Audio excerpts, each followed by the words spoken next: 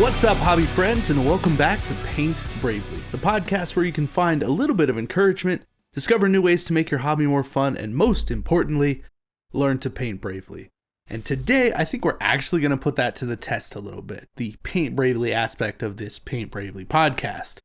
Now, we are going to get into some of the stuff that we've been up to, as we usually do, but we do have a pretty hefty topic of what are the actual things, or maybe not the actual things, that can make you a better miniature painter.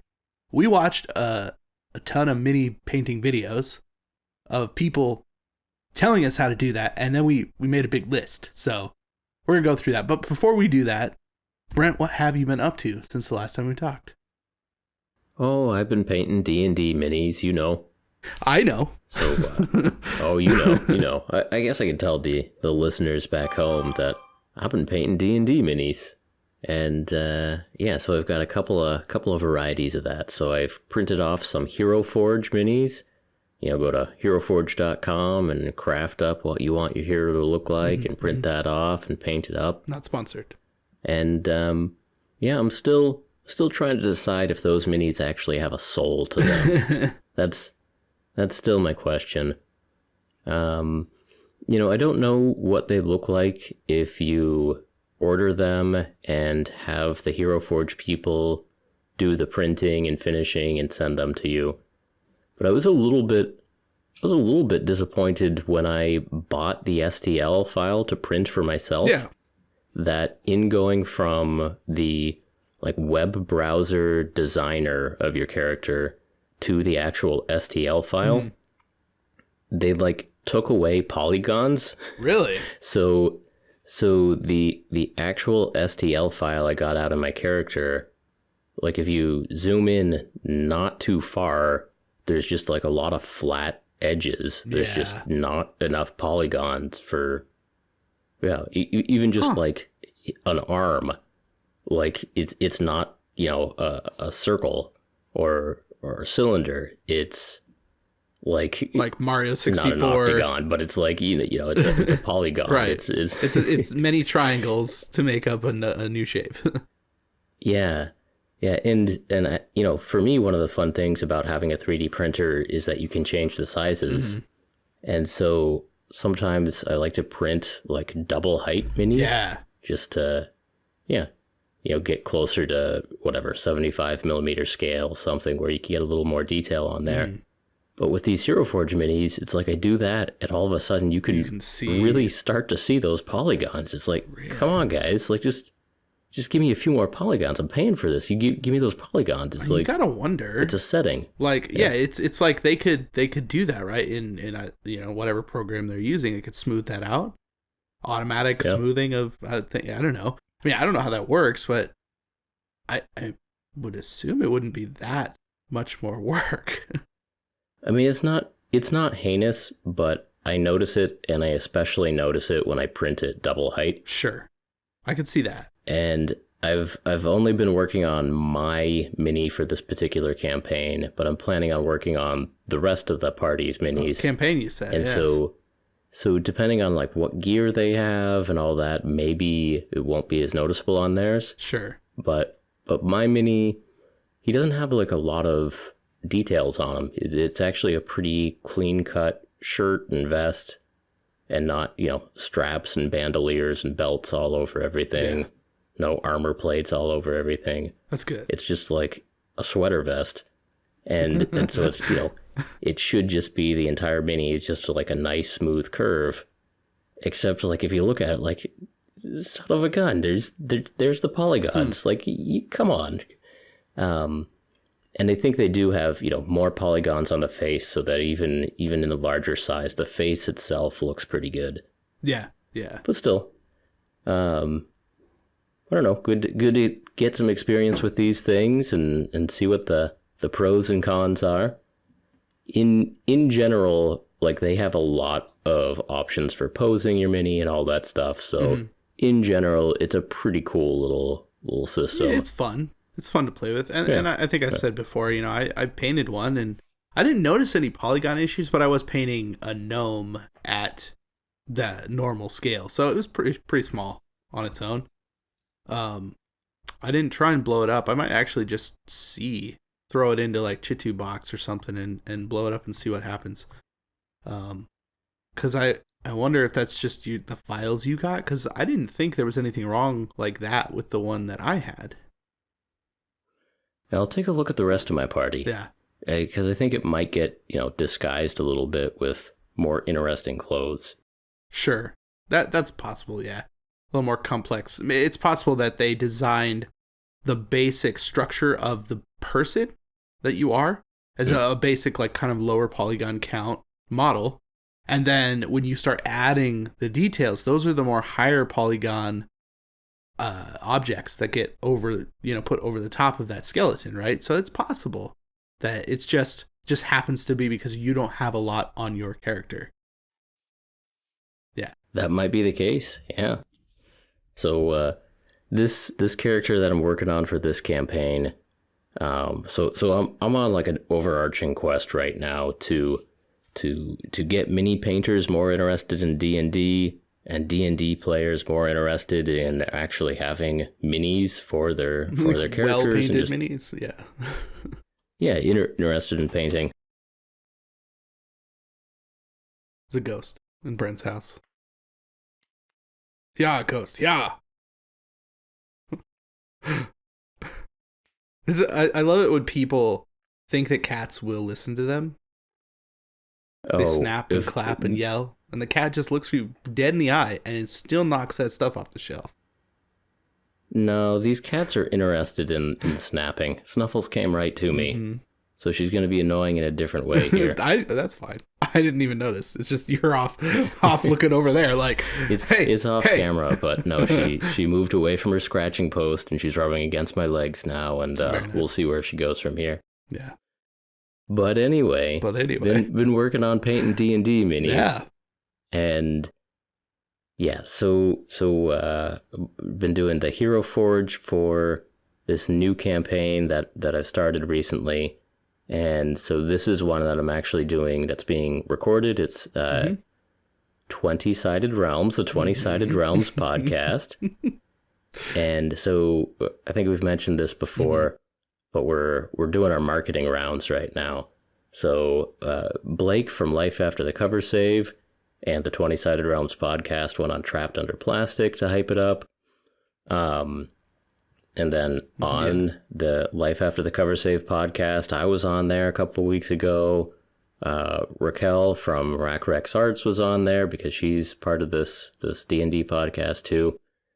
And we're on our marketing tour right now because the podcast is going to drop in the next month, probably. Probably. I think we did miss out though. We should have gotten Ed on this show. Yeah, we talked about it. Yeah. Seems like we missed. Yeah, we had a really stupid idea of, Trapped Under Plastic took a month off there. Yeah, and so we were like, wouldn't it be funny if we just filled in those Mondays with just more Paint Bravely? Yeah, and then the night when we were gonna record the first bonus episode, we were just like, this is a terrible idea. It was. We were like, we got all the video up, we got everything going. It's like, no, we're not doing this. Yeah, we sat down our podcasting chair. Like, do you actually want to do this? No, not really. Although, still should have gotten him on. Good old Robo Ed from Life After the Cover Save, but we did not. Have not. We still could. It's not like we couldn't. I feel like we could. Yeah. We could. He got left out a little bit. Yeah. That was all part of our plan to one up Scott and John. If they were gonna have Blake on the 1st of November, we were gonna have Robo Ed, right, his partner in crime, like 1 or 2 weeks earlier. But exactly. Then we got too lazy and we didn't do it. But sorry, Ed. We'll get you next time. Yeah. 20-Sided Realms. Yeah. So getting all those minis. So on the exciting phase of playing a D&D campaign, couple sessions in at this point, having fun, establishing who all the characters are, and Yeah, it seems like we've each got a little gimmick, a few character traits that are funny and are carrying through and are driving the action. So, yeah. Nice. Yeah, I'm looking forward to the podcast because I think we've talked about it before. I started listening to Dungeons and Daddies, which is a live play D&D podcast, and like I really haven't listened to any other live play podcasts. I did listen to the 20-Sided Realms quite a bit, but I was just kind of getting into that, so I'm excited to hear one from people that I know. Like it seems a little more interesting, like than being this kind of, I don't know, just hearing strangers do a story. It's like, well, I've heard this voice before. So it's going to be fun to see how that plays out, especially considering everybody, that listens to this podcast or, their podcast, whatever, knows who they are, who you are, and how differently you're going to be for a D&D podcast.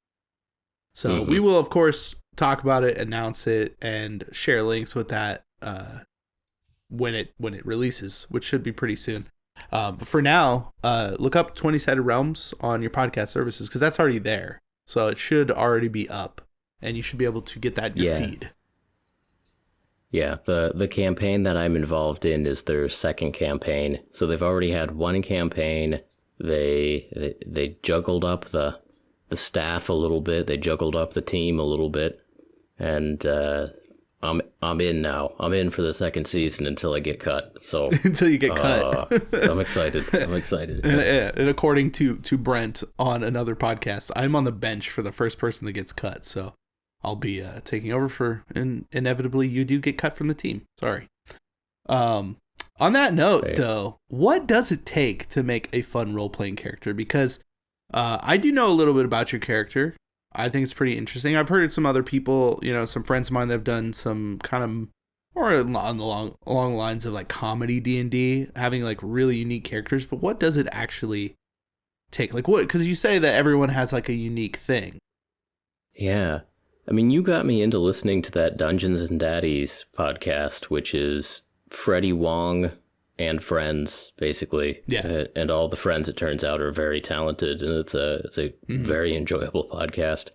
But yeah, they clearly put in the work to know their character just a little bit, and not even a ton, but just the quirks of the character that make them recognizable and identifiable and funny. Yeah.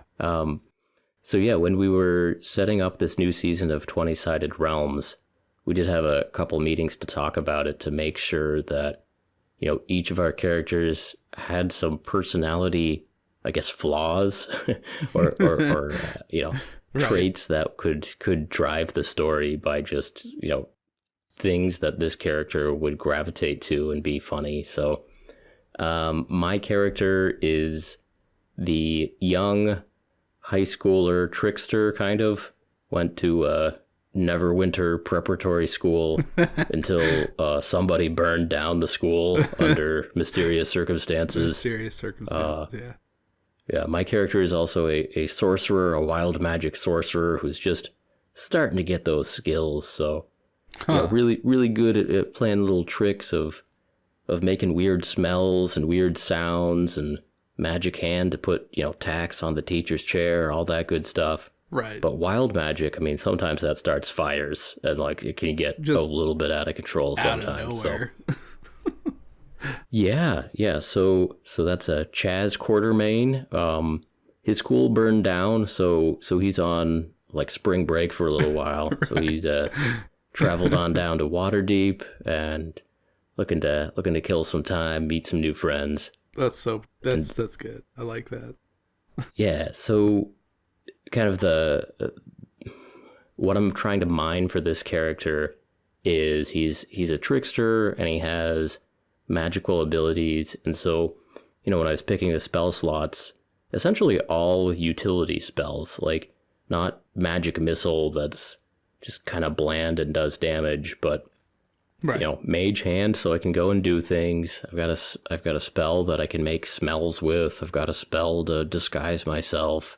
And of course, I can create a bonfire if I need to. Right. But Right. Things any self-respecting teen in the Faerun would need, just in general, like as a high schooler.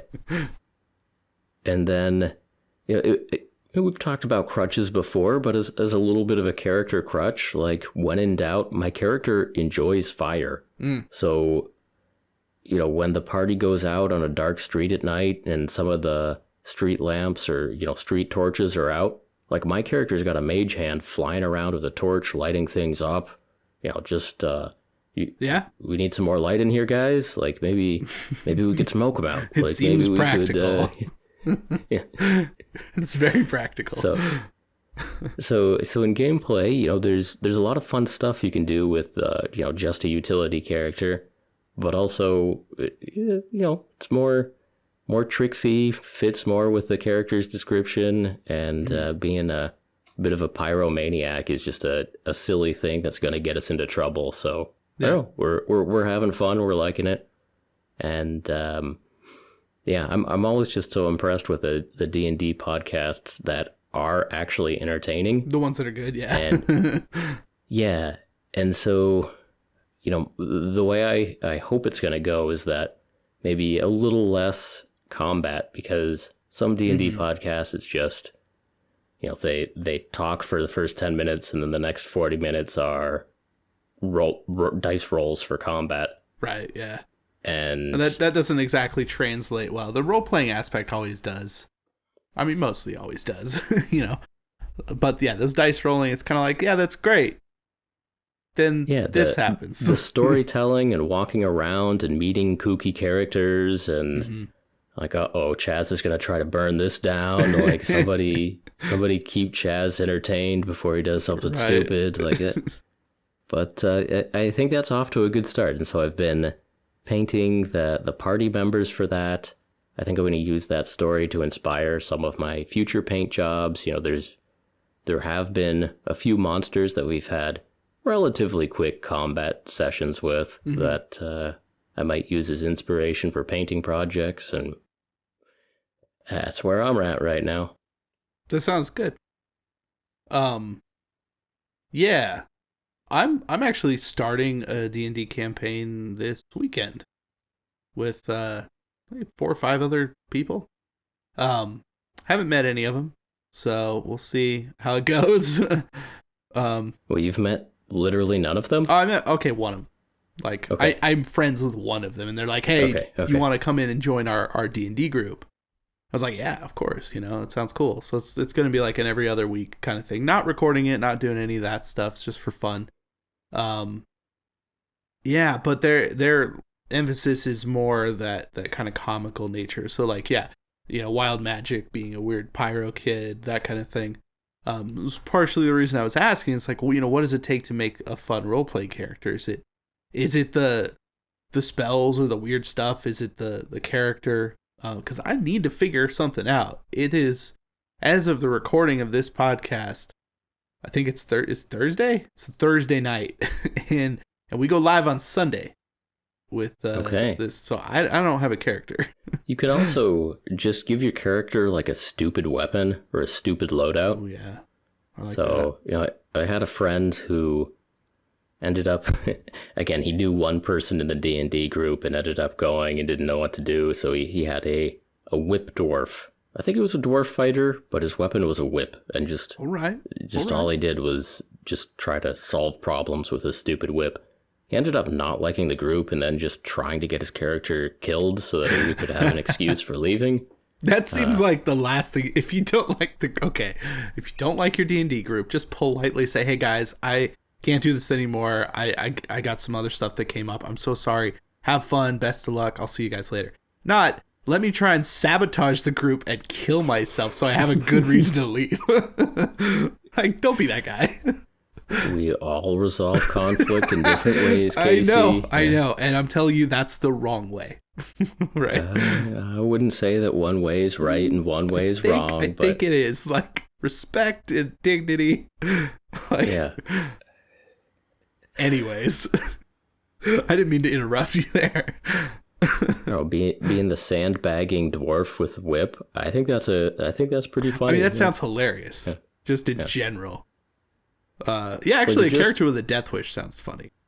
Yeah. Yeah. I mean, just in general, the social interactions of D&D groups that go sour, I love that stuff. What is I it love those stories. Like 8 out of 10 kind of thing that happens, or I mean, 90%. I think most commonly just scheduling problems happen, and then they peter out. I think that's what happens to most D&D groups. 1 out of 10 survives for years and years. Right. 8 out of 10 peter out after the first 3 sessions. That's true. I've literally never gone more than 2 sessions.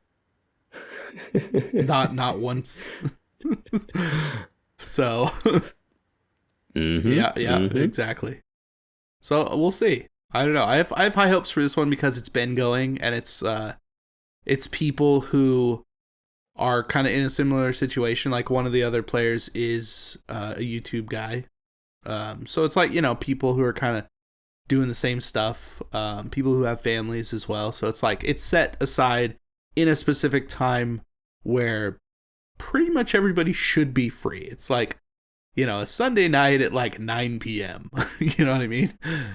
So hopefully we'll go more than 2. We'll see. Good luck. I know. Good luck. Well, if you do have any more interesting character quirks or weird loadouts for funky D&D characters, please leave your suggestions down in the comments below at youtube.com/paintbravely the podcast. I do appreciate it, because I still have no idea what I'm going to do, but I don't want to take up too much time on this podcast talking about it. So, well, the way this does tie into mini painting is because, through the course of a role-playing game, you can get invested in some of the characters, whether they're NPCs or your friend's player character or your player character, and whether or not you're actually using minis to represent yourself in the game. It can be fun to memorialize your character in physical form. Try to that's true. See if you have the parts and bits around to make the character that you guys have imagined. Paint them up the way that you've imagined. Try to bring them to life that way. I think even if you're just sitting around doing like theater of the mind role playing, having a mini of your character sitting in front of you, that's fun. That's cool. And that useful for both hobbies. It's gives you some real purpose and drive to your mini painting. Gives you another little quest to do at your painting table there, and then makes the D&D game more fun. Yeah. That's true. Like when we were down in Florida with Danny, we spent the whole time just painting D&D stuff, and then we played with it, and it was a pretty cool experience, of having all the awesome painted stuff on a huge nice board. And it's like, this is where it's at. If I was going to do that myself, that's pretty much where I'd be too. I'd have all the stuff and all the painted up characters, and like if I plan something, I'd be like, I'm going to paint all these guys up, and they're going to be for this thing. And so I don't know. I'd be way too into it if I got into D&D, I think. Yeah. Of course, it's a big difference between the dungeon master and just a player. Right. Right. So it's weird because I'm a terrible dungeon master. Like, I don't know what it is about it. It's like, I've tried, and not like super seriously tried with like adults, but with like my nephews and stuff like that. And it's like, I can get so far, and then it just falls apart. And I'm just like, I don't know, whatever, do whatever you want. Yep. Yeah. Yeah. I don't know. We've, on this podcast, a lot of the time we're talking about army games, Warhammer or what have you, where you're painting 100 minis for a game, or 50 minis, or a lot of minis for a game. A lot, yeah. a lot. And so, and then there's the skirmish games where you're painting 4 or 5, and then there's D&D where you absolutely do not need to have a physical representation of your character, but if you do, it can be like a quarter, a token, right. A little tiny printout. A nasty pre-painted figure, or you can use that as inspiration to sit down and really craft your character. And kind of tied up in all this frameworks. The WizKids Brew minis are coming up over the horizon here. And I did get a sample of 4 of the player character minis ahead of release. So I've got, a female dwarf cleric, a female human druid, a male orc barbarian, male elf ranger, who is totally not drizzed at all. I mean, if they're sending out samples, like, I feel like that's a little bit on purpose. Yeah. If you don't know, Drizzt is a character in a bunch of books, D&D books. You don't know R.A. Salvatore? Well, I mean, I'm saying for the people who are listening who don't know.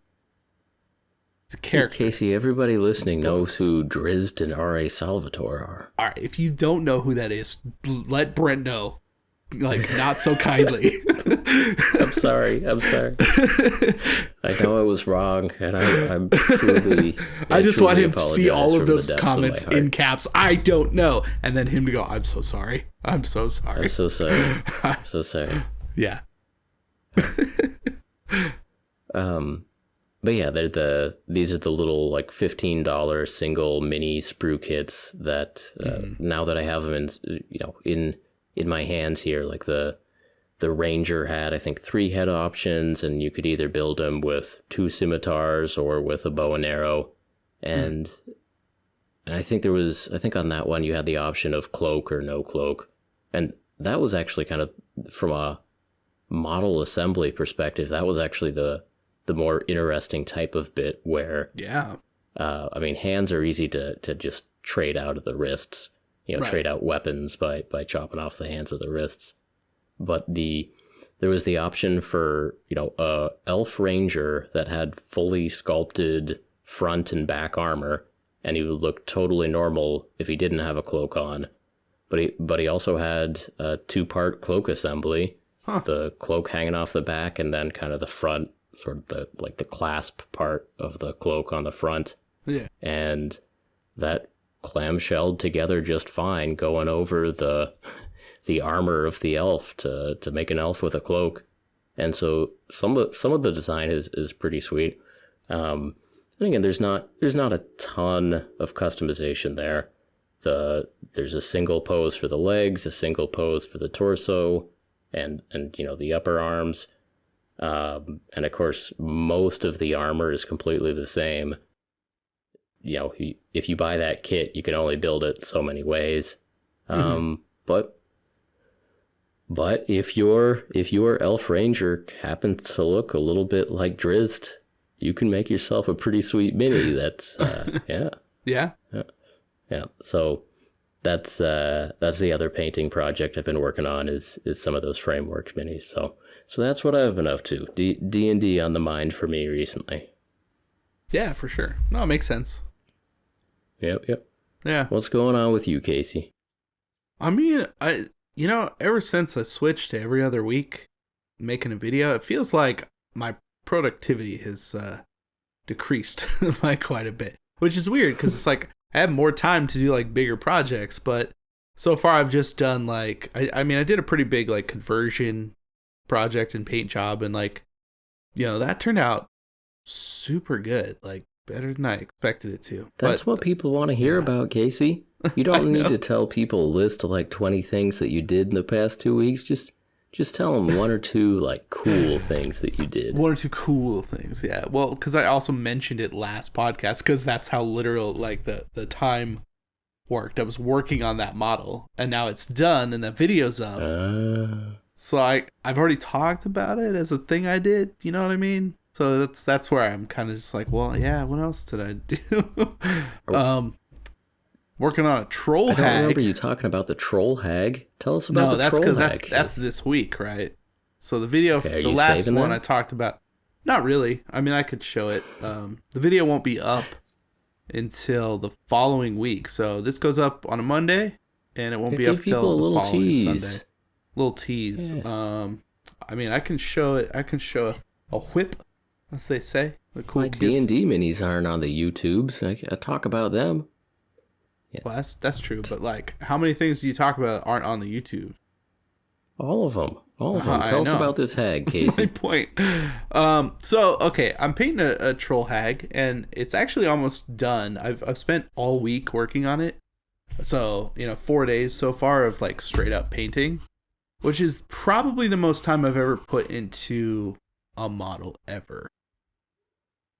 And I mean, it makes sense that I'm looking at it going, okay, this is probably one of the better painted models I've ever painted. So, yeah, it's a good correlation. Hey, you've been being so lazy, Casey. This model, probably the most time I've ever put into a model. I just feel so lazy. It feels lazy. It feels like like I could have finished this 12 hours ago and moved on to something else. Like, I don't know. It's just one of those weird feelings, I guess, of like I could be doing a lot more.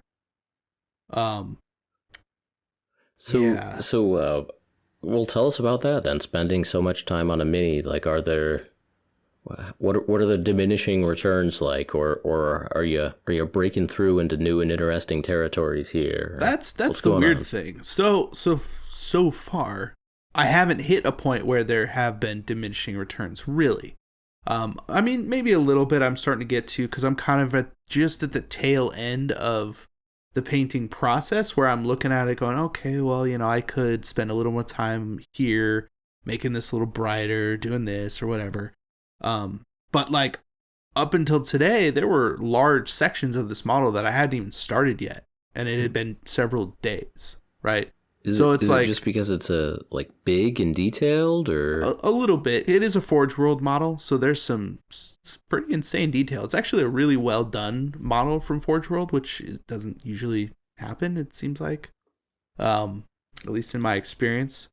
But it just has a ton of stuff on it, like little tiny, like there's a starfish, and I'll try and get a better picture of this if we can't zoom in, but there's a starfish like right above her ass crack, and it's the tiniest little thing, and it's just hanging out. Why don't you describe the macro version of this? The macro version? Yeah. It's so far you know that this is a troll from Forge World that has a starfish, but and an ass crack. Yeah. Set the scene, Casey. Okay. So this is a fairly large troll. It's probably 3 Space Marines tall, and she's completely naked. So that's a thing. She's got giant troll hag nipples just right in your face, right there. Carrying a bag over one shoulder and a giant like walking stick in the other hand. But the model itself is pretty large. And there are details. There just happens to be a starfish right above her ass crack. And it's very small, and you might not even see it. But I was getting in there, and it's like, there's like 3 colors on that starfish. I got like some reds and some oranges, some little highlights with some whites in there, and it's like, it looks real good. But it's like, that's the kind of time I was spending on these little details. Yeah. Well, good. I'm glad that you're taking the time to do that, because, man, think of how much time the sculptor took to put that detail there. I mean, probably was all done with a troll hag, and then was about ready to like turn it in, but the boss wasn't there that Monday, so they had like an extra day to work on it. You know what? I'm gonna put a starfish right there. Why not? That's entirely possible. I mean, I question the starfish because most of these trolls, at least in the Warhammer universe, like, you're talking about your Troggoths, right? Because this is like a Troggoth hag, it's just, an IP version of saying trolls without getting, in trouble or whatever. But the starfish is from the ocean. And as far as I know, these trolls only live in rivers. So I don't know. It seems a little weird. It's a weird choice. There's also an octopus. Yeah, I don't know. It's kind of strange. All rivers run to the sea, Casey. Yes, that's actually not true. But look, some of those river Troggoths are just following the river along, Right. Following the salmon, and sure, they end up if at the there's sea, salmon, and then yes, that river. then does they start run eating their shellfish. I mollusks. think it's weird because you don't usually see that. This model seems very set apart from Games Workshop in a lot of ways. Partially the nudity, and then just like the story that it's telling. There are sea creatures on this troll, and that's kind of jumps out at me. It's a little weird. Which kind of brings up a whole thing of like, I don't know. I almost didn't paint this because I didn't want to put it up on my channel because of the giant boobs. And I'm still like wondering if I should frame around that or just like throw a bar up or something. You know what I mean? I don't know. What are your thoughts on like not safe for work models in general? So the one time that I really came up against this was for a Goobertown roulette. I pulled out an old metal mini from my box, and it was an old Citadel barbarian woman of some kind, and just for no reason, like one of her breasts was exposed, and just it was a tiny little metal mini with lumpy nipple on it. I was just like, ugh. Yeah, it was kind of like better safe than sorry. I mean, partially it was an excuse because I didn't want to paint that model. So I wanted to draw again, but in you go, roulette exposed. So I think this is more of a problem for people who have YouTube channels and are a little bit worried about. I mean, YouTube theoretically has enough AI to recognize a human nipple. Probably isn't going to pick up on your river Trogoth. They don't look real. Like they're definitely not too real looking. But no, like in terms of not safe for work paint jobs on minis, I mean, there are some Instagram accounts with some of these, like display scale models. Yeah. Of attractive ladies wearing silks and see-through silks and very, very, very good painters. And every once in a while, Instagram will flag one of their posts because they're too good at painting. I mean, that does say something, right? Like if you're too good, the AI is going to be like, "Hey, now that's a mark real. Of pride." Right. That's interesting. I didn't think about it that way. Yeah.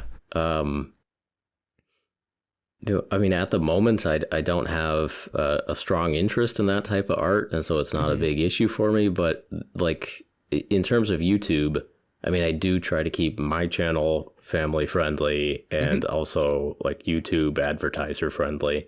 Yeah. So I'm just not gonna come near that line. But in terms of that river Trogoth, don't worry. I mean, she looks like an animal. That's true. It's not she's not sexualized.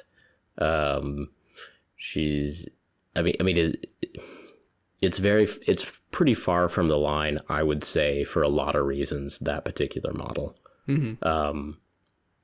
She's clearly not sexualized. Like, she's not topless to sell more copies of that model.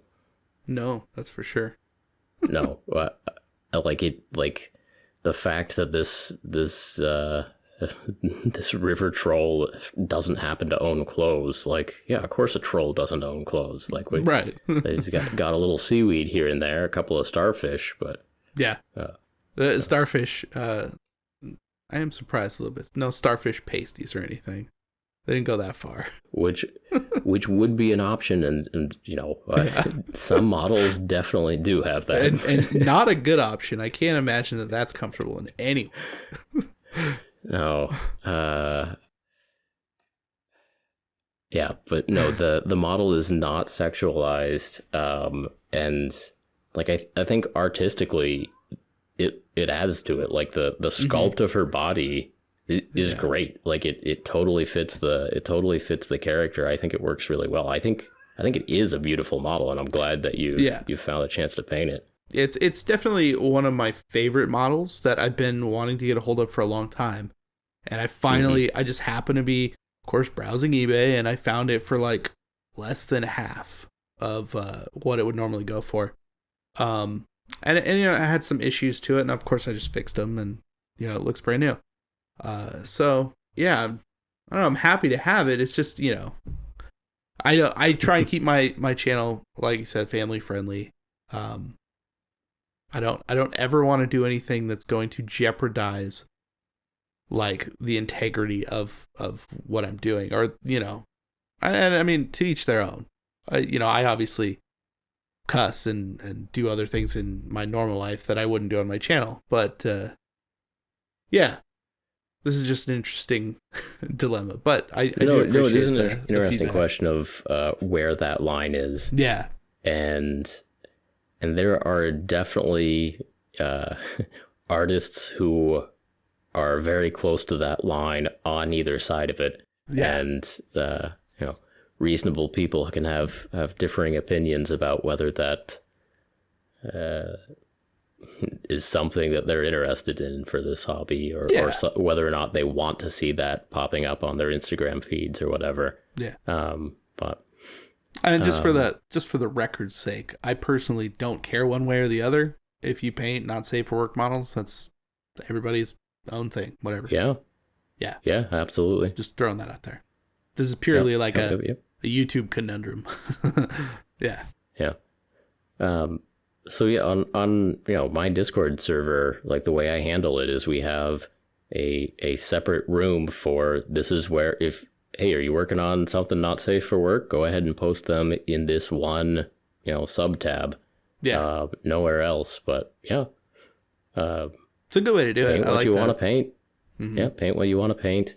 I don't think you're gonna run into any flack from, you know, the parent of an 8-year-old who is now scarred on account of having seen this troll these breasts up are super realistic by you. Yeah. Yeah, really. I don't know. That this troll is pretty. It's pretty gnarly. I will say that I did paint probably. I mean, it's not probably. It is the best eyeball I've ever painted on a model. Like, hands down, best eyeball I ever painted. Does she have 2 eyeballs open? So she's got one that's like fully open. The other one's kind of squinty, so it's like real small. Okay. It's smaller. The actual orb is like half the size of the other one.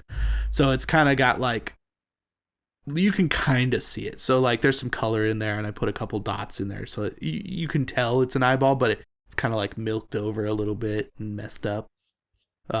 The other one is definitely like the one you're looking at. So yeah. So something else worth talking about on this, what's it, the Troll Hag model? What's the official name of this? Troggoth Hag. It's now the Troggoth Hag. Okay. It is. I don't know when this model first came out. Maybe there was a point in time when it was the Troll Hag. I don't know, River Troll Hag or something. I don't know. It probably has always been Troggoth Hag, but okay. I mean, it's just a stand-in word for troll. That's all it is. So I mean, it's been the standard word for troll for the past 5 or 6 years. So the question is, how old is the model, I guess? I have no idea. Yeah. So something that actually is, I think, unique across the vast majority of Games Workshop stuff is that this troll isn't fighting. It seems to be, it's carrying a bag and a walking stick.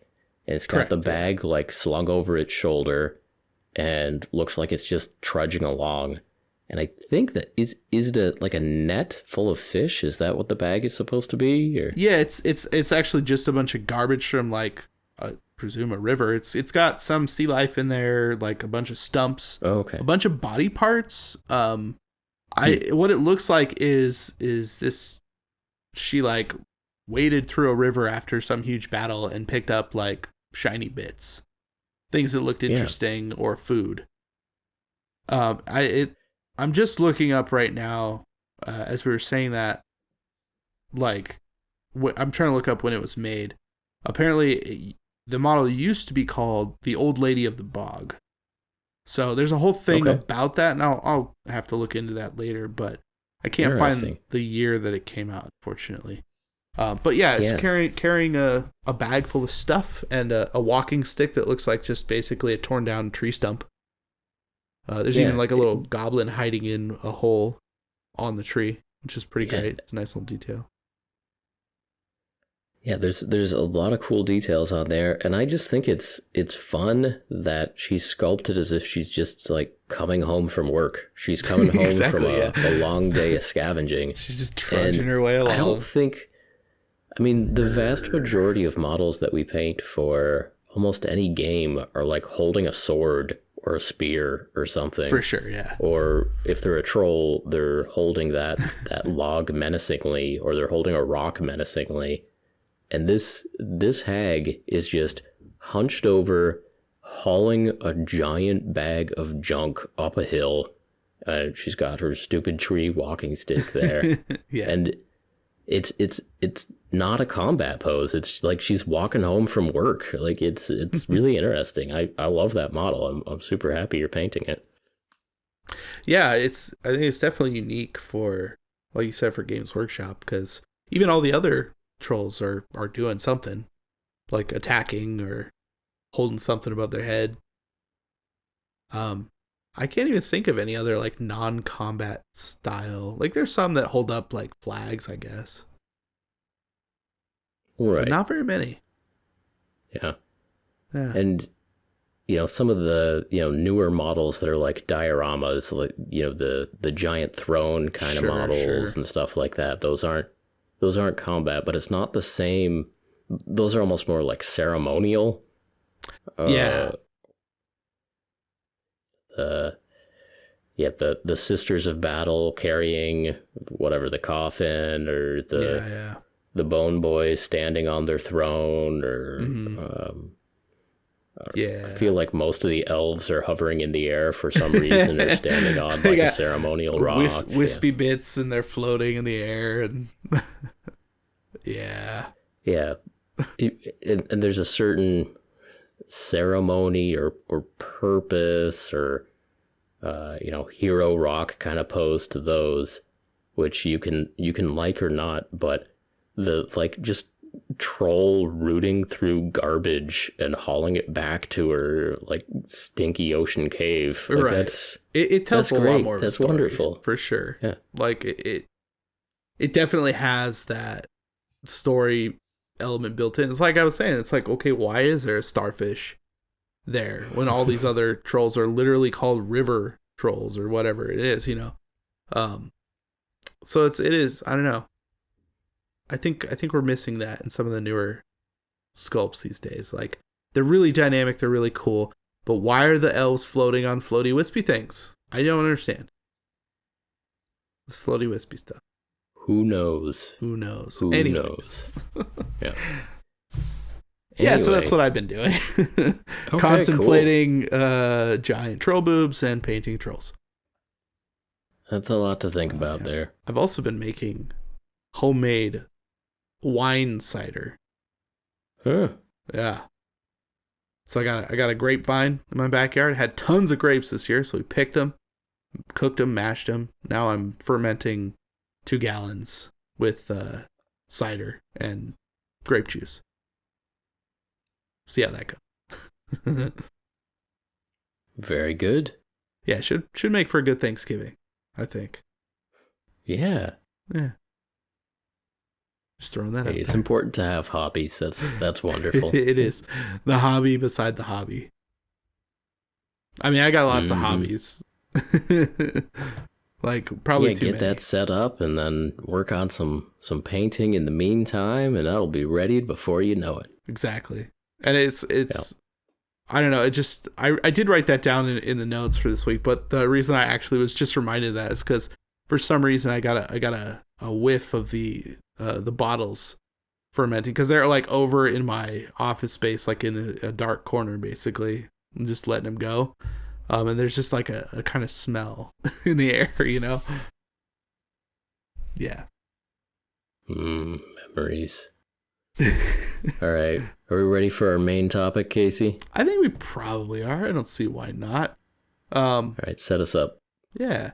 So basically, we were talking about this the other day, just kind of between me and Brent about the things that make you a better painter, whether they actually make you a better painter or are they just things that people say because it sounds good. And maybe you'll become a better painter by hearing it.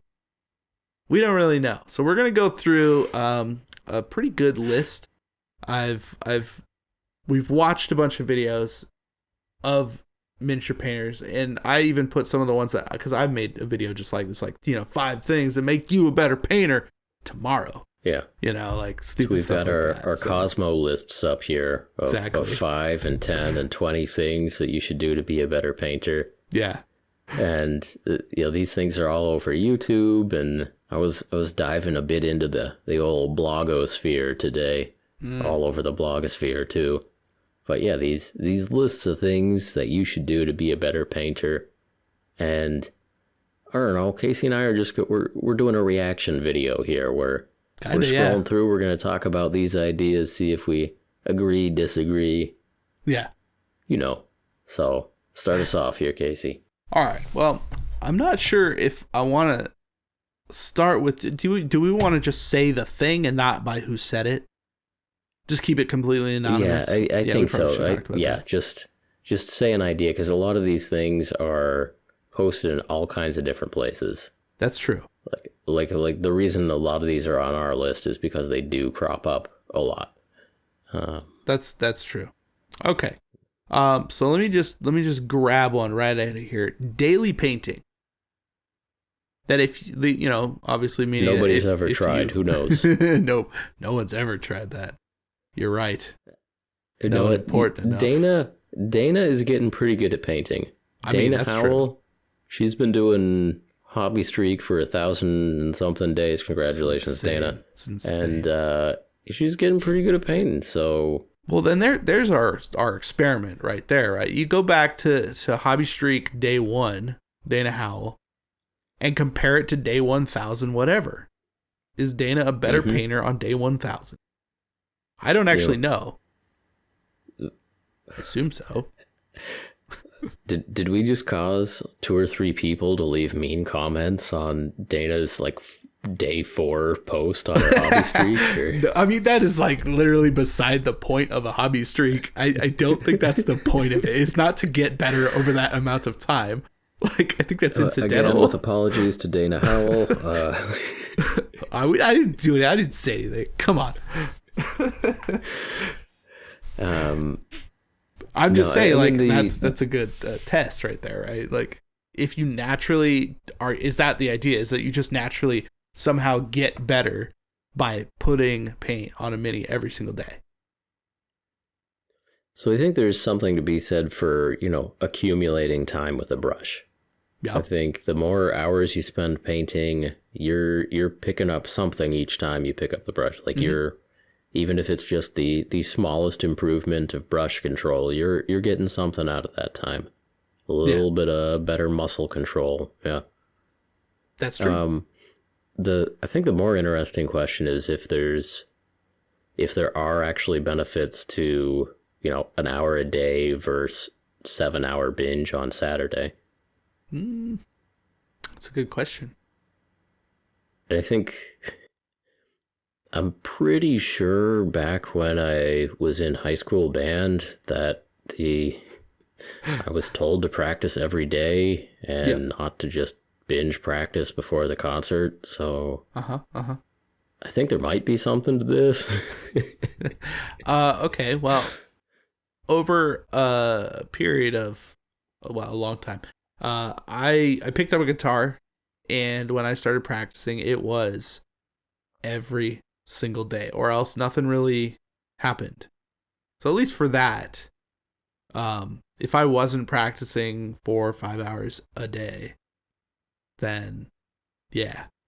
I don't think it would hurt. I don't think painting every day would hurt.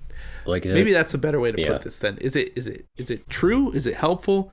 Or does it just not hurt? It's actually just a good thing to do if you can do it. Yeah. No, I think if you're willing to paint every day to try to get better at painting, I think it probably will make you. I think there's some truth in that. Okay, some truth. Nobody's ever done it. Nobody in the history of the world has ever painted every day. That's impossible. That Except is absolutely for Dana impossible. But yeah, for 1,000 counts assembly. something Yeah. days. Yeah. Oh, okay, well then, never All right. mind. I take it back. What's next, Casey? Let's see here. I'm trying to pick a good one. There's so many. Don't you let me down.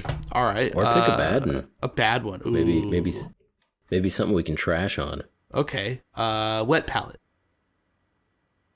If you completely switch to using a wet palette. Couldn't hurt. Couldn't hurt. Do you use a wet palette? I do. I do.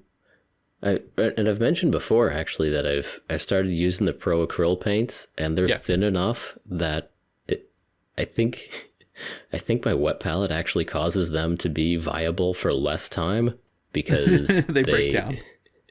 They break down. They thin out a little bit faster. Would actually be better just to put them in a well palette, and interesting. I'd probably have a little more time with them there. But I think for most paints in the Citadel, Vallejo, Army Painter kind of style, that wet palette, yeah, like is a help. Consistent is kind it of thing. necessary for getting better? I think it's a useful tool. Useful tool. I like that.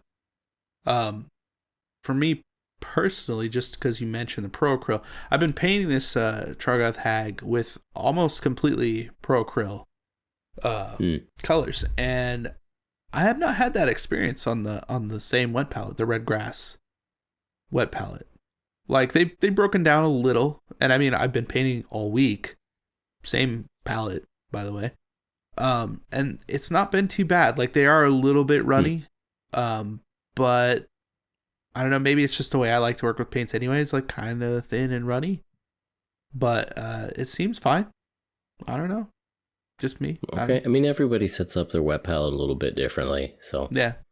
I think it's worth knowing how to use a wet palette, and I think that there's a time and a place for having one. You know, if you're going to dedicate enough time to a project or a single model or whatever it is, or you're batch painting a bunch of stuff and you need to keep that paint alive. Like, if I'm sitting down to paint like a model for fun, I don't know, I don't take the time to set up a wet palette. If I have a piece of paper next to me or something, whatever it is, like I'll just go for it, and it's fine. Yeah, I think it's definitely useful if you're mixing up a couple of colors of paint and you're using intermediate tones and stuff, because keeping those mixtures that you made fresh so that you can get the use out of them, I think that's useful. Yeah. But yeah, I think wet palette is can't hurt. Yeah, definitely can't hurt. I like. Yeah. Okay. That's pretty much across the board. That's from like actually painting to learn how to make a wet piece of paper, and right. It's a decent use of an afternoon right there. Yeah. Yeah, I think almost every single video that I watched had that mentioned was, hey, you should probably get a wet palette. And that's true, since they're easy enough to make, at home, stuff you probably have. You might as well. All right, why don't you pick one? What's a good one? So, I was on a blog post today where one of their top 10 tips was use the best tools you can afford. Okay. Maybe I shouldn't have given it that inflection. But yeah, the idea is, that you're not spending time fighting with your tools. Just buy essentially expensive tools and brushes, and that will help. That's interesting. Now, this is on becoming a better painter, right? That's the whole idea. Will having the most expensive tools make you a better painter? No. I don't think so. Yeah, I also disagree with that. Yeah. Yeah. I think you can get 90% of the way with a $2 paintbrush. Mm-hmm. I think there are 95. things. Yeah, basically 95. You need a super tiny paintbrush, and I use natural hair paintbrush for super tiny for dotting the pupils and eyes. Right, like doing the little tiny work. Yeah. Yep. Other than that, man, So I actually just on a whim tried to use my Squidmar brushes a little bit more. Okay. And I've actually gotten so used to synthetics that they're not helpful to me. Interesting. Wow. I find that the natural hair brushes, they bend easier. There isn't the same stiffness to them. And I've learned how to be reasonably effective with synthetic brushes, and then when I got these like super soft and droopy natural hairs, trying to paint stuff around and trying to dab on some details, and the brush just bends. Like, what am I supposed to do with that, Just a floppy brush. What am I supposed to do with that? Give me my floppy quarter brush back.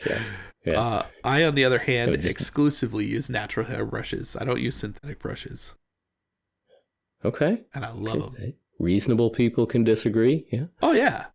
I'm not saying it's a bad thing. Like, synthetic brushes are perfectly fine. But like what you're talking about, that bounce and stuff, like, that's fine. Like, I'll, if I'm gonna brush something that's like relatively large and wet blend and do something, I'm trying to get in there and be harsh about it, then like that is helpful. But it also depends on the brush. Like, I do find that the Squidmar brushes are a little soft. But I like that for a lot of like real small detail, real good like layering and blending and like little micro details here and there. Like, I feel like that's taken me a little bit further, but it is the last, 5-10%, right? Of the little tiny details. Yeah, I don't know. It's just, I've been using the Redgrass brushes, the natural hairs, and those are a little bit bouncier. So it just depends. Depends on what brand you're getting and, how long the bristles are and how soft they are or whatever. Yeah. No, I find, when I'm using a super cheap brush, I'm able to paint a little bit more bravely, like, right. Less worried about getting things gummed up in the ferrule. Yeah. Yeah. Well, that's true. I mean, especially like with a cheap brush, you're not exactly worried about what's going to happen when you dunk it in water and get paint all up in the ferrule and everything. Right. I'm spending less time cleaning the brush, more time painting, less time worrying, less. Yeah. I feel like I've gotten so used to it at this point that it doesn't really. But I mean, it took a lot of time, right? So it probably the last good year, I think, since I started using natural hair only, and it took time to get used to it. But I guess that's kind of the point, right? If you're used to using synthetic, then hey, that's great. It's whatever results you're trying to get. If you can get that with your brush, then that's perfect. Yeah. What about other types of equipment? So, like clippers, I know that there are like clippers to clip models off of their sprues or to clip bits off of the sprues. Those can get surprisingly expensive. Because it changes like the amount of, is it like pounds per square inch that you're cutting with or something? Or there's some specific thing. It's like this clipper snips a sprue at a lighter pressure, but it cuts it a certain way so that it leaves like the perfect flush edge where the flat edge is, because you're not like ripping the plastic apart with your dirty $9 Amazon clippers. Like I've heard it explained that way. I mean, I would say that the $3 Amazon clippers do a pretty good job. Yeah, they do. Pretty good job. Yeah. I have never had a problem with those. You're going to have to clean up that cut with your hobby blade anyway, so. Right. Oh, except I did, so I've used like more expensive clippers that are, I mean, more expensive, I say not $3, but they're like $6.50 for like cutting down paper clips and stuff, like pieces of metal. And that's always been fine, but the $3 pair from Amazon, one of the sides completely sheared off and just broke on a paper clip. So, heads up. Yeah, you're not supposed to cut metal with them. No. But I'm just throwing that out there. It's true. It is true what they say. But no, that's the thing. Like if you're working with a metal model and you want to cut the like base tab off of them or something. Yeah. Or you'll want to cut their arm off or something. Yeah. Yeah, you don't use expensive clippers on that. Like, yeah. right? No, I think, yeah, I like to have the reasonably priced tools on my table. I could afford some more expensive tools if I wanted to, but for the most part, no, not necessary. If it works, it works, and then there's something to be said about knowing that if I clip this pewter tab off of this white metal mini with my clippers, there is like a 2% chance on any given clip that these clippers are going to break. Yeah. And sometimes that's a risk you're willing to take. I've had a pair of it's like the $9 red and black handled ones from Amazon. I think it's their like recommended one. I have cut insane amounts of pewter and paper clips and like metal and never had a problem with those. And I have two. I have two pair. One that's just all around for plastic, and one that I can cut plastic, but I'll cut metal with, and it's never broken. So it's just the cheap one, the real cheap. Yeah, I think being in the middle on something like clippers makes sense to me. Like willing to cut metal, and they still work. No, I think for a lot of life, going for the Honda Civic is the way is the way that makes sense. That's probably mostly the hobby in general, right? Like, I feel like if you're right in the middle, you're like, look, I got a kind of well-rounded mid-sized sedan that like just functions, and I can't go 500,000 miles or 1,000,000 miles on this car, but I'll get 250, and I'll feel good for my investment. Yeah, that's feels money good. Well spent, right there. Exactly. Yeah. Right, But if you go for the beater, I don't know. Who knows what's going to happen to that thing? Who knows? Yeah. Who knows? So I'd say middle of the road. The high-end stuff, like if you can afford it, it's a luxury, right? It's nice to have, but you don't necessarily need it. That's right. Okay, here's one I've seen a few places. Go and paint at a hobby shop. Okay. You know what happened the last time I painted at a hobby shop? Tell me. I literally got asked to play Magic. Did you end up playing Magic and not painting at all? No, I painted. I painted. Did you have to hang out with the Magic people harassing you and asking you to play Magic? I mean, no, not for that. I mean, yes, okay, I did. They were all there. And then I left shortly thereafter. It was like a pre-release night, so it just happened to be like a lot of people. But yeah, I actually think it's a good idea. I think if you go... Were they asking you to vacate the table so that people could play Magic? Was that what was happening? No, they were just like, hey, you're over there, you're painting. Why don't you just come over here and play Magic? Because you're here. And I said no. I probably should have. Yeah. I should have played Magic. But I wanted to paint. Man, I think it can be a high risk, high reward kind of thing. Like if you head in there and you set up, like you're there for a little while. Oh yeah. And anybody could, walk in that door and start talking about anything. And hey, there's some cool people in game stores, and then there's some people who, maybe talk a lot, and, maybe you're not interested in some of the same things, and maybe you don't want to hear about how, Wizards of the Coast is messing up their release schedule for the new Innistrad, set block. Did somebody tell you that? It's out today, Not that specifically, but, the game store. It's like, in social situations, there are normally ways you can wheedle yourself out of a conversation, but if you are like set up shop, like if you've got a little placemat out for yourself and you got your tools, you've got a little cup of water, like you're there. You're a captive audience for anybody who needs a friend that day. And that's true. But hey, which isn't necessarily a bad thing. Making new friends isn't a bad thing, but hey, that's a risk you got to take sometimes. Yeah. I mean, okay, so the reason that I went to that hobby shop is because there was a designated time. It's like the third Friday of every month.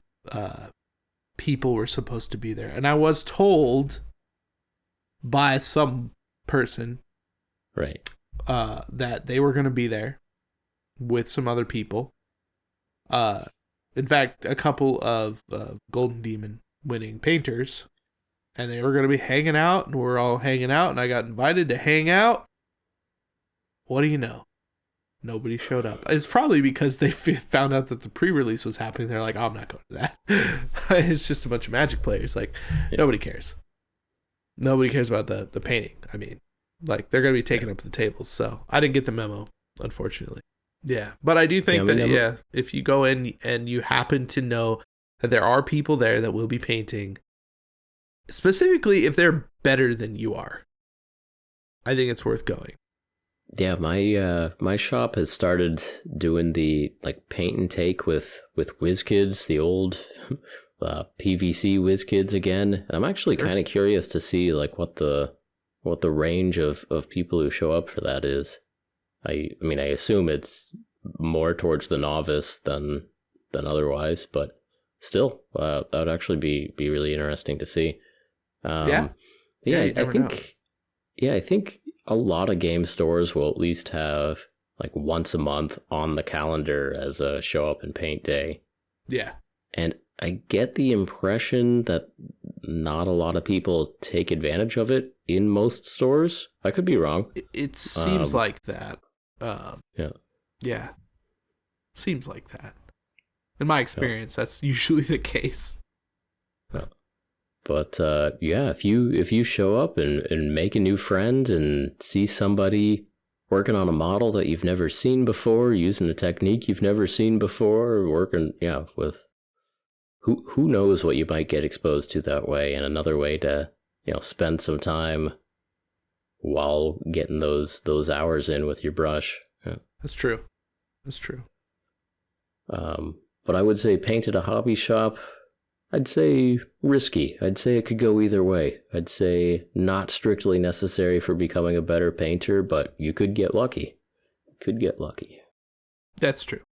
So I would put that in the category of, if you get lucky, yes, it can make you a better painter. If you get lucky. Right. Here's one I saw on a blog. Okay. As you're painting, prioritize contrast over colors or neatness. Contrast is more important than color choice. Contrast is more important than coloring inside the lines. That's interesting. I mean, without really thinking about it too hard, I'm just going to say no. Because being neat, probably more than the other things, is going to get you further. Like, I get the idea of, like, understanding contrast before understanding color. Or maybe even before getting, like, good at filling in those things cleanly. Because that's going to sell your model.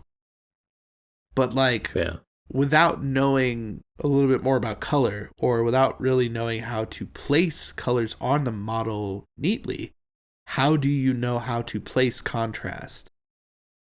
Okay. It seems like too many steps further past being just able to put paint on the model to begin with. I don't know. Just my take on it. Yeah, I think it's like an exercise of, sit down today. Today, I'm going to prioritize contrast as an exercise, as a way to expand your horizons a little bit, as a way to challenge yourself, push yourself, and see the power of really building in the lights and darks or whatever the type of contrast is you're going for. I can see that, for sure. But, of those three, contrast, color, and neatness, I think I prioritize neatness, color, contrast in that order, probably. But that's I'd say that's pretty accurate. Yeah. No, I mean, contrast obviously can do some awesome things and is a useful skill style to learn. But that's a good question, where that falls into. skill style. Because like high contrast painting can be a style. I do think that like getting a specific amount of contrast and having that in the back of your mind, maybe when you're picking colors too, because that's, I don't know, it's usually like my go-to. You know, like you throw up a color wheel and you go, okay, well, literally, what is the contrast to the color I'm painting? And it's like, it's safe to say you could probably put that color on the model and it's going to look pretty good, and it's going to contrast and help sell your model. It's going to, pop the colors out a little bit better, even on the most basic level, I like it as an exercise. Yep. Yeah. Actually, one of my favorite ways to put contrast onto a model that doesn't have it yet is to do panel lining or black lining. There you go. And that's all about neatness right there. That's true. That's prioritizing neatness and then deciding you need some more contrast and prioritizing neatness again. Exactly. I just thought that was kind of an interesting way to say it, of this like where your priorities are. Yeah. I saw that on, I think I might have seen it on the same blog in two different articles of, now I'm forgetting the name of the blog and I apologize, but anyway. So on the topic of color theory, in terms of becoming a better painter, how important do you think it is to learn color theory?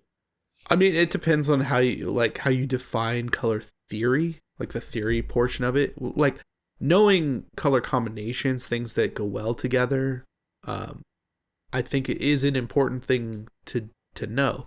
Like the theory aspect of it, you can go really deep with that and go like, oh, well, this undertone with this overtone creates this, or I undershaded this or pre-shaded, or whatever it is. You start to get into some more interesting things, or like where your eye is going to look, or what this color does next to this other color, or using limited palettes to create certain styles of art, because the theory behind those limited palettes that were used 1,000 years ago on Renaissance paintings or whatever. I think there's obvious benefits to knowing those things, but I don't think it's necessarily necessary to go that deep. Especially when you can pretty much get away with I know my base layer, my mid-tone, and my highlight because these paints come in triads, right? It's kind of spelled out for you in a lot of paint ranges. Sure. So it's like they're trying to do the work for you, and then if these colors go well with these other colors, and I know how those work together, then it's like you're starting to kind of get a grasp on that idea. Yeah, the knowing each color and then knowing kind of a few tricks with each color. Yeah. The more time I've spent trying to be sort of an artist, the more I've appreciated that approach to color theory. Yeah. So there, a couple of years ago, I went through a little bit of a phase where I was going to those, online color wheels where you can, get the perfect complementary color, or, triads, or, there's all these things to get a color palette that looks good, equally spaced around the color wheel, or across the color wheel, or next to each other on the color wheel. And after a while, all those rules just become meaningless, or pretty much, at least that was what I found. That here's, if you just go to the color wheel, here's a color that I want. And then there's a couple of sort of standard patterns that will then suggest, okay, maybe you should try this or this or this with this color. Very much based on the geometry, the physical geometry of the color wheel. And I understand that can work in some cases. Mm-hmm. But, when it comes down to it, there's 6 colors, and then, variants of those 6 colors. And it's not that hard just to learn a few tricks for each of 6 colors. Right. It really isn't. And I know Vince Venturella has a series of his hobby cheating videos on this, where the video is about like purple. We're going to talk about purple, some, things that purple tends to do well or not well, ways to use purple better. And of course you can tweak it a little bit as you're going to lilac or what have you, but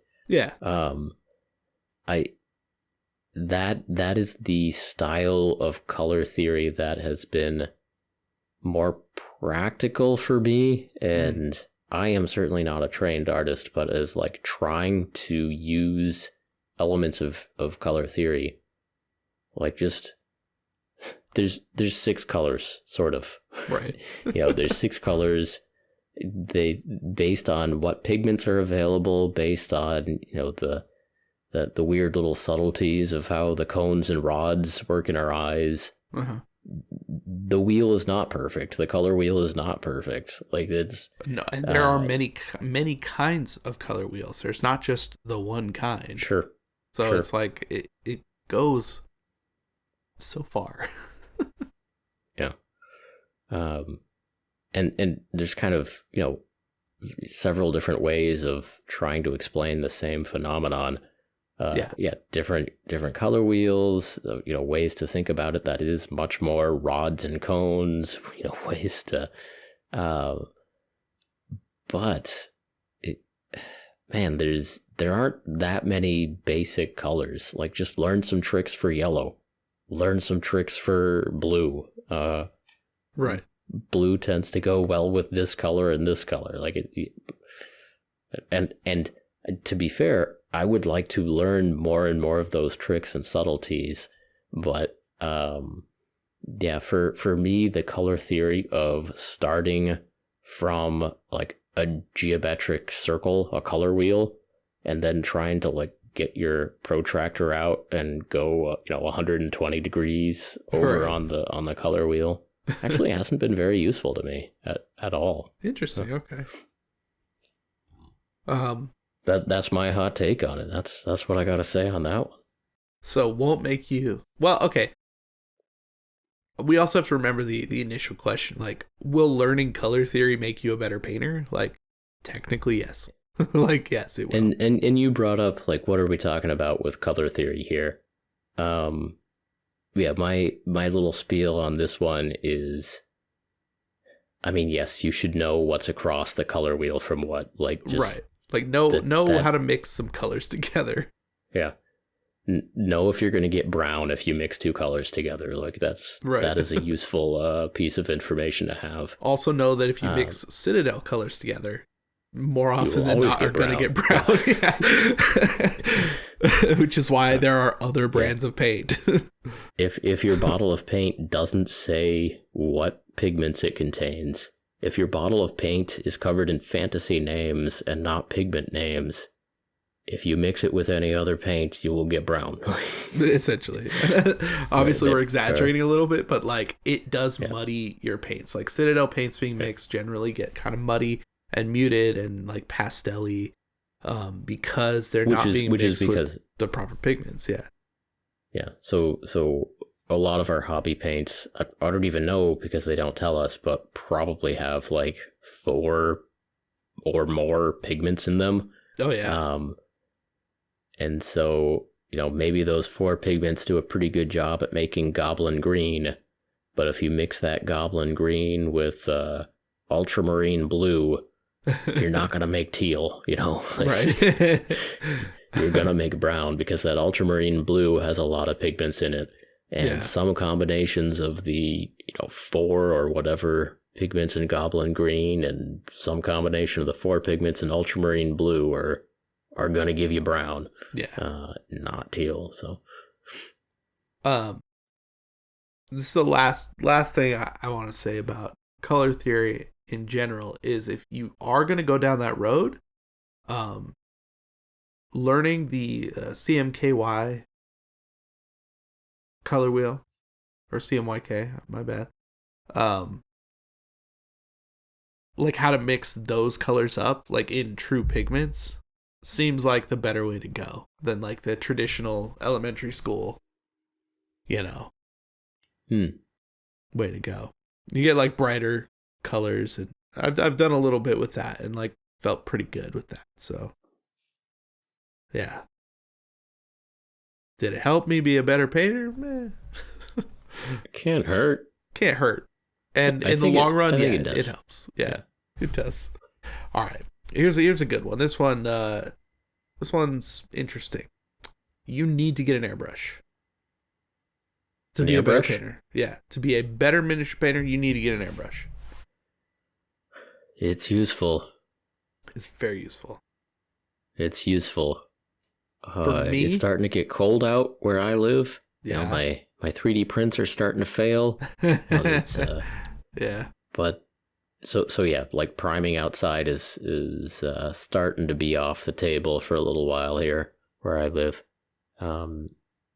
So it is useful to have an airbrush. But no, not strictly needed, but when it becomes an option, yeah, I'd suggest you take that option, but no, not strictly needed. You can go a long way without one. That's true. Yeah, you can always just use a paintbrush, and lots of people do. They just use a paintbrush. For me personally, having an airbrush expanded my hobby and made me a way better painter, pretty quickly. And I don't know, maybe because I was pretty excited about it and I wanted to learn and practice and try harder. But I don't know. I mean, you can very quickly test out color combinations with an airbrush. That's true. Like just the fun little trick of if you've got a troll and the troll is blue or green, but on parts of their belly and their sweet abs and chest muscles, you get a little bit of like flesh color in there. And you do like a blend from green on their back to a little bit of flesh on their dugs. And that looked cool. And it is way easier to check kind of audacious blends like that out with an airbrush. And maybe ultimately that effect on certain models would be better done with a paintbrush. But in terms of learning, just seeing what layering one color over another color will do, I think you can learn a lot of stuff about colors really fast by just experimenting for a few days with an airbrush. That's true. Bottom line though, will it make you a better painter? If you went out and bought, like brand new, you went out and bought an airbrush. Middle of the line, middle of the road.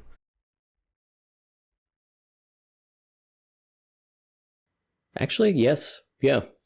I'm going to say yes. Yes. I think I'd fall. If that is an option for you, to buy a airbrush and some airbrush paint and play around, just trying to make a transition from a teal to dwarf flesh on your troll, that's going to teach you a lot right there. I mean, not just about the airbrush, but about some tips and tricks for coloring in your trolls and your beasties. That's true. Let me see here. If you're going to use washes, then you should use them with a purpose and not just as an overall splash it on. I'm going to think eventually that should be the case. Yeah. It depends where you are in your journey. If you're near the start of your journey, putting wash all over everything, that's gonna up your skill pretty fast. Actually, that's a big boost right there. And Nolan oil, the Agrax shade, that's gonna make your stuff. It does muddy up some stuff, but yeah. That's true. Just using washes in general, like the first time that you do that, and you go, "Oh wow, I get this now. I get this mini painting thing. I understand." Mm-hmm. Fill in the base coats and then wash it all. It looks amazing. While the wash is wet, that's when it looks amazing. Amazing. Yeah. Side adjacent note to that, oil washes. Do they make you a better painter? No, they're a fun trick. They're a trick. Yeah, they're a different style. They're a different trick. They're fine. All right. Yeah, I look. I know you love your grimes and your oils, and I do like them. Yeah, that's definitely a style. Like, yeah, if you want your models to look like Casey models, then yeah, you better learn how to use some oil paints. But right. Now I know like James Wapple uses oil paints, not the washes, but like just uses oil paints because he gets very vibrant colors out of them. Yeah. But he's good. Yep.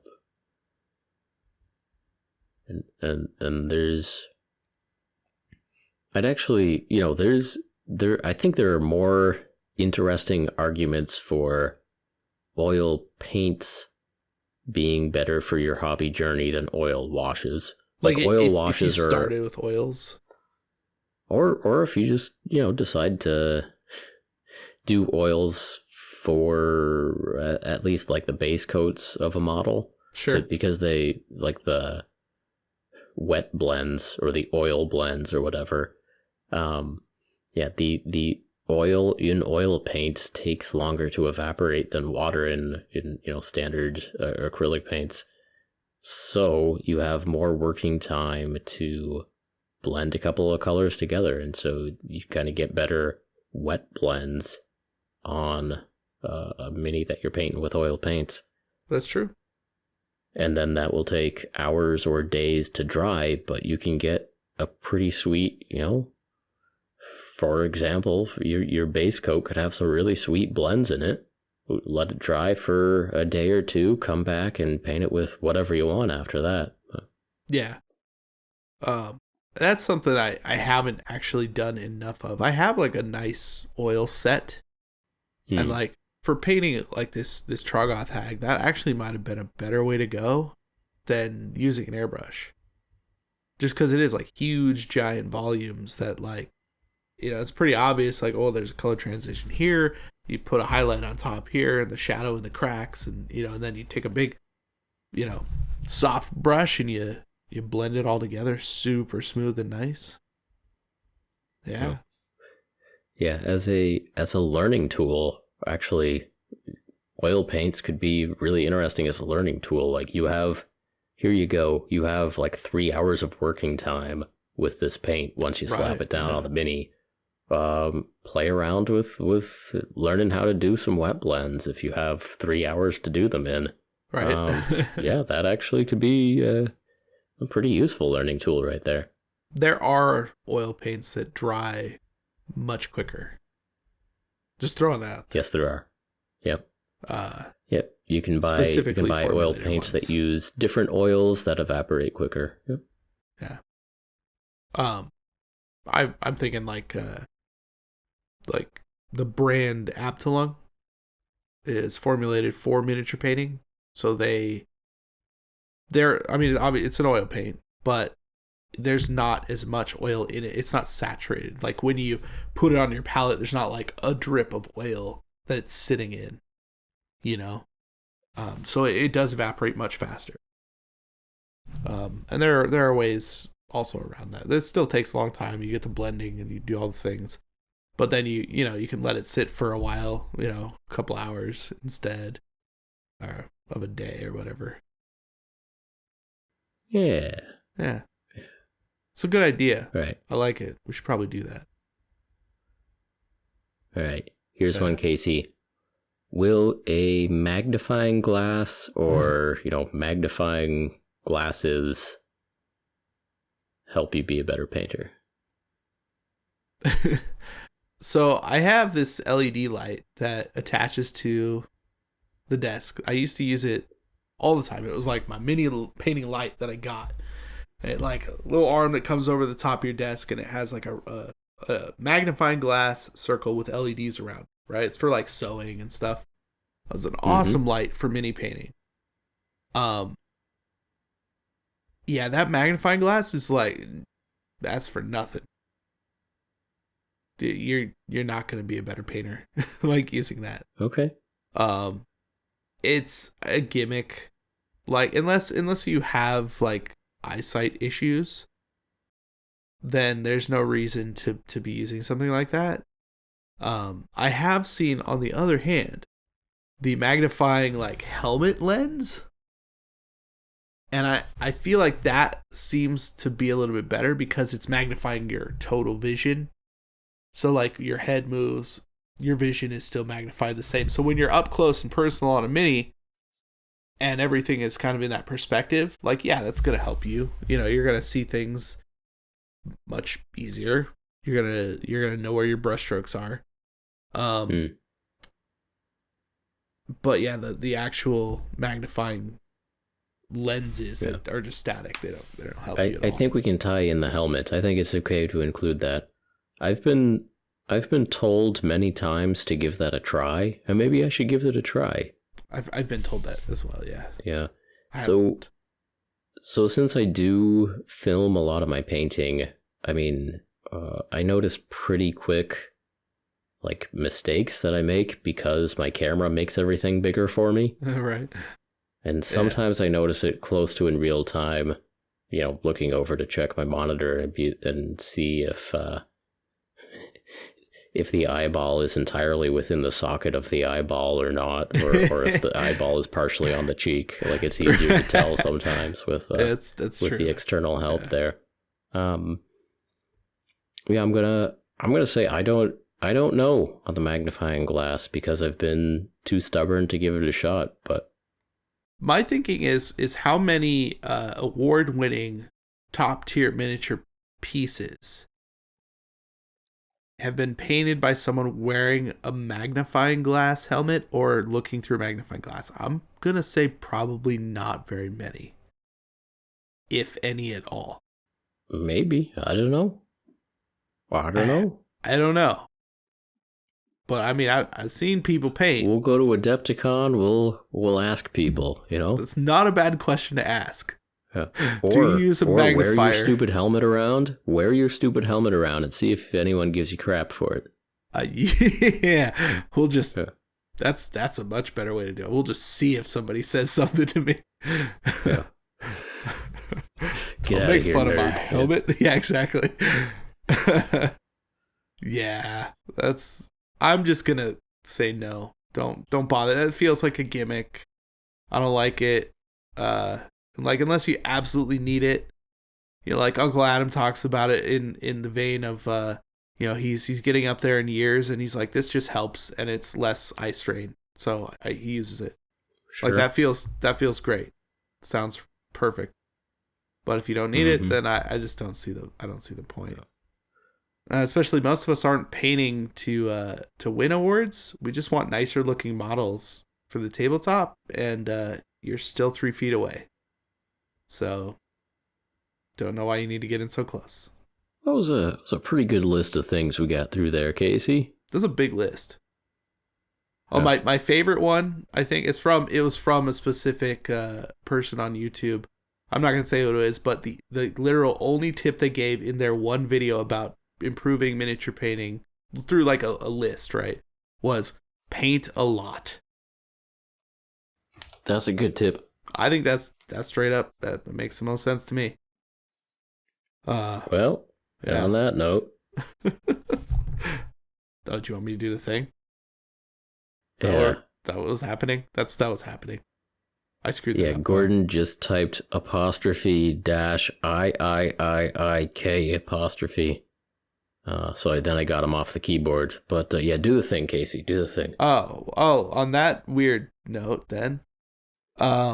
Thank you again for joining us on another episode of Paint Bravely. If you enjoyed this podcast, please help us out by leaving us a review on iTunes, subscribing to the YouTube channel, and sharing this message with your hobby friends.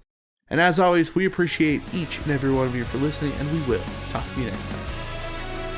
We appreciate you. Talk to you next time.